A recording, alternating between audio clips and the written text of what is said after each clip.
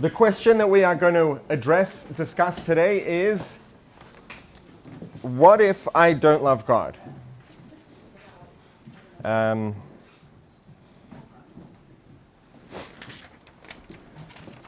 So,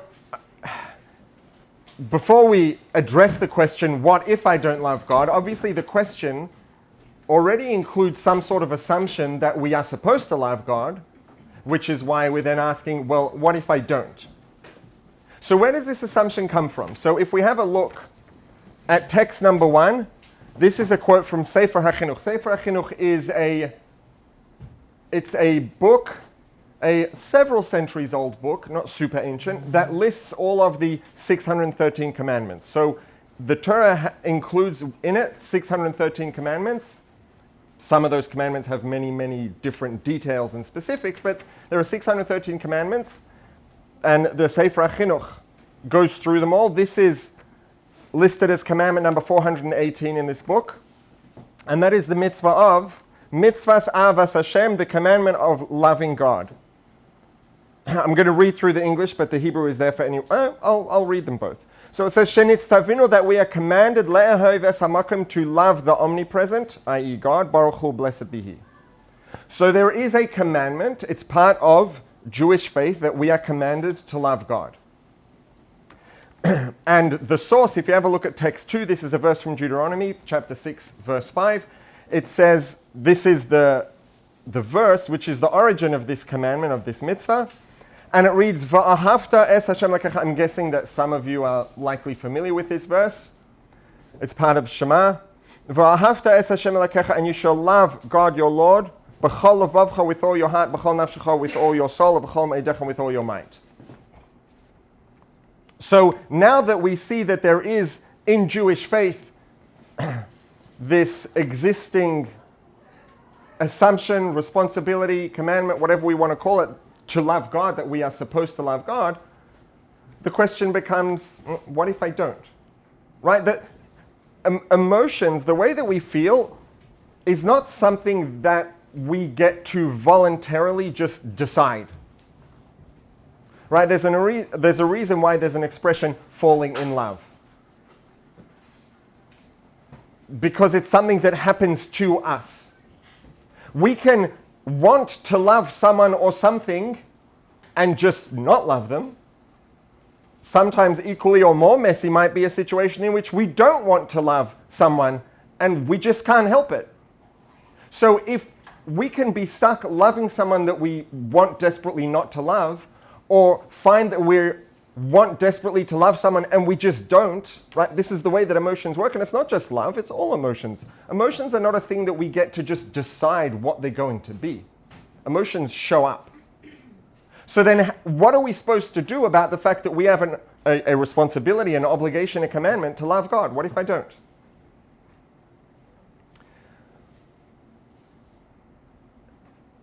It's true that emotions show up. Right? We don't decide what we are going to feel. Feelings show up. We just find ourselves feeling things. That's the way it works. But where do they show up from? They don't just appear out of the ether, completely random and unpredictable, right?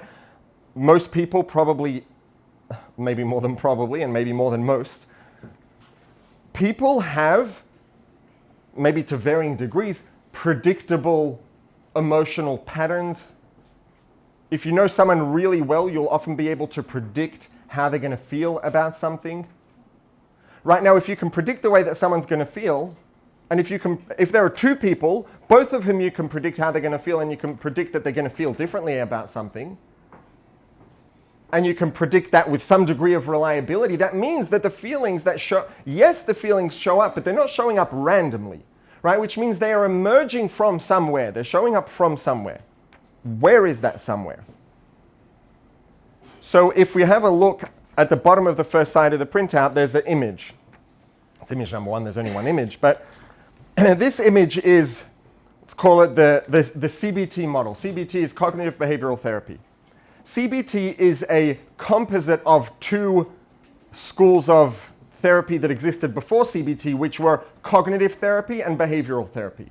Now, cognitive therapy, the approach and the assumptions of cognitive therapy and the approach that resulted was the fact that the way that we think, influences and to a degree determines the way that we feel, which is then going to affect the way we behave. So if we want to change our behavior, we want to change the way we feel. And also true if our primary interest is in adjusting the way that we feel with or without emphasis on our behavior, a good place to start is to start with the mind. Start with what we think, and then maybe one of the fundamental things that's involved in this approach is the idea that there are cognitive distortions. Very often we have things that we think about the world, lenses through which we view the world, assumptions that we have, etc., often subconscious without realizing it, but they're distorted. They're not actually true. They're not actually accurate, and they can result in lots of negative emotion emerging unnecessarily. All of this negative emotion emerges as a result of these distorted assumptions or perspectives that we have. So if we can use the mind, cognitive therapy, if we can use the mind to correct these distorted perspectives, these cognitive distortions, that will lead to healthier emotions and healthier behaviors. The school of behavioral therapy is, I wouldn't say quite the reverse, but it starts at the opposite end, which is that our bodies, our brains, our nervous systems learn from behavior. We form habits. And it's not only through habits. The things that we do affect the way we feel. Go and make someone smile. Go and do someone a favor. Go and work hard on a project. Sit on the couch with a tub of ice cream and a bag of potato chips and watch Netflix all day. You can predict relatively reliably how you're going to feel at the end of each of those activities, right? Our behaviors have a very powerful, reliable impact on how we feel and how we think. So the CBT model, cognitive behavioral therapy, brings the two together because neither one of those is more or less true than the other. They are both true. So the CBT model is we have this cycle where you can start at any point. Generally, it's CBT. We start with cognitive, help a person understand, number one, this idea of cognitive distortions, help them maybe work on adjusting their cognitive distortions, use their mind to prepare them and to set them up to succeed with new behaviors, figure out how to implement the support they need to make adjustments to those behaviors. So they're using the mind, the cognitive, to help support and improve the behavioral, which feeds back into the cognitive. And we have the mind, which will improve the quality of our emotions. And when I say quality of emotions, that obviously could be very loaded. It could mean 1,000 different things. But in terms of the quality of the lived experience of the person who's working on it, there are emotions usually that they would rather not have and other ones that they would rather have. Using the mind to influence and improve those emotions, both of which will help them behave in a way that's more constructive and healthier in the way that they want to be behaving. They're trying to help themselves, obviously, because they prefer to behave differently to the way that they are. And that behavior feeds back and then further improves the health of the mind and the heart and the body and everything. And all the things can feed into each other, and we get this cycle going around and around and around, which is why we have this. It's drawn out this way as a cycle. And that's the CBT model, cognitive behavioral, as opposed to just cognitive or just behavioral. But the CBT model, which appreciates and respects the importance of behavior as a driving force, still chooses to start with the cognitive. It doesn't necessarily mean that always is necessarily the best place to start for everybody, but it's often a good idea to look at starting there. Now,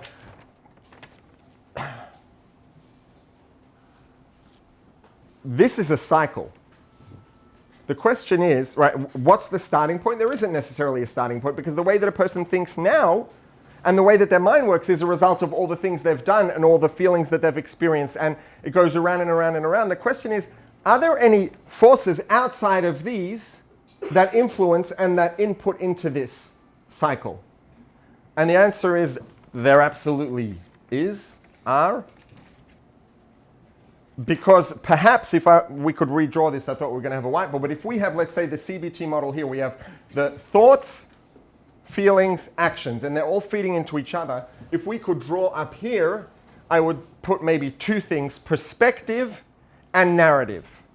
And the perspectives, the internal perspectives through which we perceive and experience the world, and the narratives that we have consciously and or subconsciously about the world, about the way things work, about ourselves, about the interplay between ourselves and the world around us, those things are going to be almost, perhaps not even almost, determining what thoughts are showing up in our mind, what feelings are showing up inside of us, inside our bodies.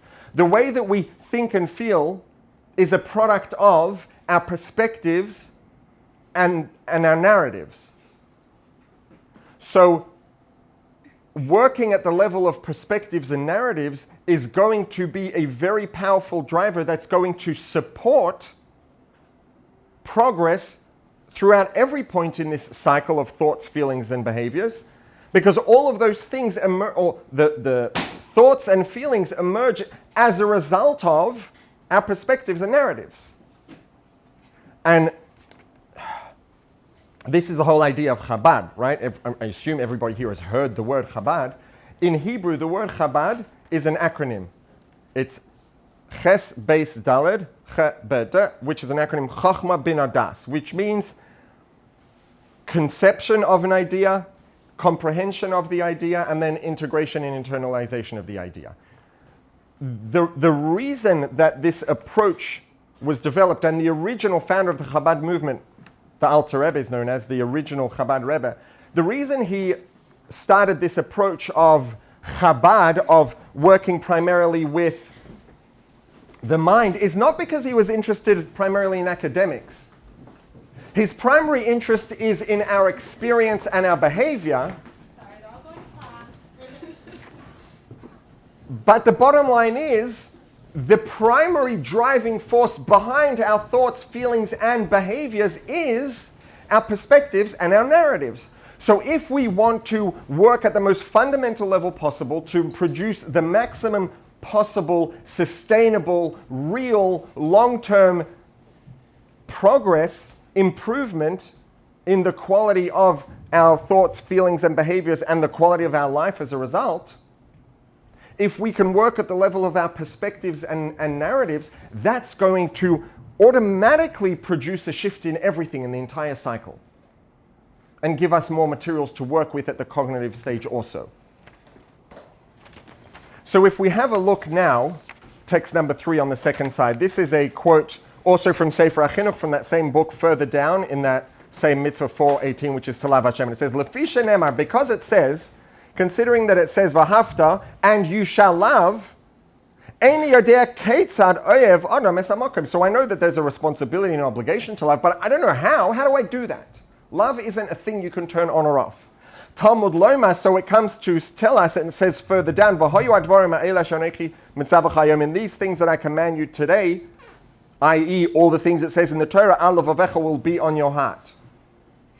Shemitoich kach, that as a result of this, of learning, and then having that information digested, internalized, integrated, so it can make its way down into our heart, as a result of this, atom makir es misha amar v'haya ha'olam, we can start to actually have some sort of recognition and a real perception of the Creator. Koloimar, meaning to say, she'im hisponenos b'Torah, that through the meditation, the contemplation, the comprehension and integration of whatever it is that we can come to understand about the Creator, tisyashev ha'ava b'leiv, the love will settle in the heart. It will emerge, it will show up, and it will become present in the heart. Okay, I'm going to put my skates on, move as quickly as I can. I've got a couple minutes left. Imagine that, all of you are here in Machon Liados. Imagine that we're all full-time students, and then someone walks into the office and says, listen up everyone, there's a new student coming. They're going to be coming later on today. Just when they come and join the class, please, do you mind, can you just like her? It's like, well, I don't know. Like, if someone comes and says, can you please be nice? Can you please behave as though you like her? Whatever it is, yeah, we're able to do things at request, but we can't choose to like someone at request. Now, let's look at an alternative scenario. Someone walks in from the office and says, listen, there's a new student coming to join. They're going to be showing up later today. Now, I know this student. She is intelligent, she is warm and nice and funny and empathetic and deep and fun. I don't know if I said that. Whatever are all the things that could ensure that between all of these characteristics, anybody's going to like her if you get to know her. Now, obviously, that person doesn't exist, but hypothetically. So this person comes in and says, listen, there's a new student joining. She's all of these things. I just want to ask you, please take the time to try to get to know her. Give yourself a chance to get to know her and see where that leads. And that person, if they're confident that this person really is all of those things, then they can ask you to try to get to know this person, knowing that once you get to know them, you are going to like them.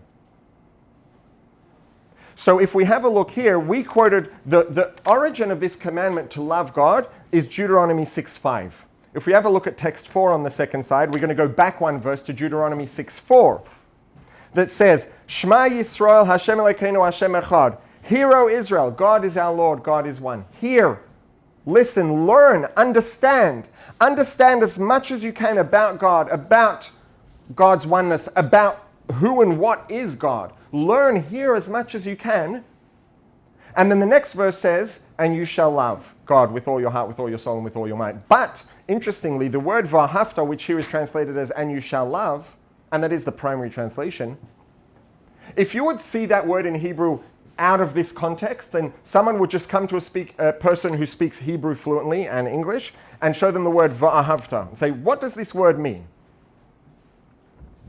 It would be hard to do because most people who are fluent in Hebrew are going to already understand this context. But if you could find someone who speaks Hebrew and never heard of this verse or this commandment, say, va'ahavta, what does that mean? They will say, depending on the context, it either means, and you loved or and you will love.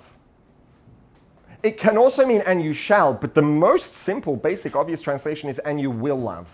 And it does mean both, because the commandment is, and you shall love God, Lord your God with all your heart, soul, and might. But let's now have a look at text 5, which is just a combination of these two verses of Deuteronomy 6:4 and 5, with the more basic translation. Hear, O Israel, God is our Lord, God is one, and you will love God, your Lord, with all your heart, soul, and might. If you hear, listen, empower yourself with knowledge, with information, and then process that knowledge and information. Do the work of trying to internalize it, integrate it, make it a part of you. Bring it down from here, from in your head, down into your body and into your heart. Ve'ahavta, and you will love God. So we have there isn't a commandment to love God, but loving God is not a task that you can do. It's a project. Right? Imagine someone who's never baked. I like that. It's not a task. It's a Yes. I like that. Imagine you ask someone to bake a cake. You ask them to bake a chocolate cake for Shabbos, and they've never baked before. And you say, oh, do you mind to bake a chocolate cake? And they're, a person who's competent and can figure stuff out. And they say, yeah, okay, so what should I do? And you say, bake a chocolate cake. They say, okay, so what should I do? Bake a chocolate cake. It's like, to the person who maybe has baked a chocolate cake 1,000 times, to them it feels like a task, but it's not really a task, it's a project. And if a person's never done it before, you need to tell them what are the tasks. Take out the flour, take out the sugar, take out the eggs, take out the oil, take out the mixing machine, whatever you're going to use, measure out this amount of this, that amount of that, this amount of that, put them all in, mix them, maybe in separate stages, whatever it is, take out a pan, pour it into the pan, oh, forgot, back up, preheat the oven, put the pan in the oven, set the timer for this amount, check if it's baked. That's a list of tasks that you do in order to achieve the project of baking a chocolate cake. Loving God is not a task. Loving God is a project. The task is, Shema Yisrael, Hashem Elokeinu, Hashem Echad. Learn as much as you can about, because God is not something that we could go out for coffee with the new student to get to know her. We can't go out for coffee with God. We can't have breakfast. We can't hang out on WhatsApp or IRL. But we can learn, and we can spend time to think about what that means, to internalize it, to discuss it with a friend, to debate it, and to get involved so it can start to become real to us. That's the task. that we do in order to fulfill the project of loving God. So we can't turn the love on, but we can set ourselves up for that love to show up. And it's a very similar thing that people can apply if they need to improve the quality of the connections and emotions in interpersonal relationships. Same thing. Try to figure out if I'm feeling emotions that I'd rather not, or I'm not feeling emotions that I would rather yes, try to work on where are they coming from. What do I need to correct? What are the tasks I need to do in order to set this up? Because we can't work on the emotion, but we can set ourselves up for an emotion to emerge.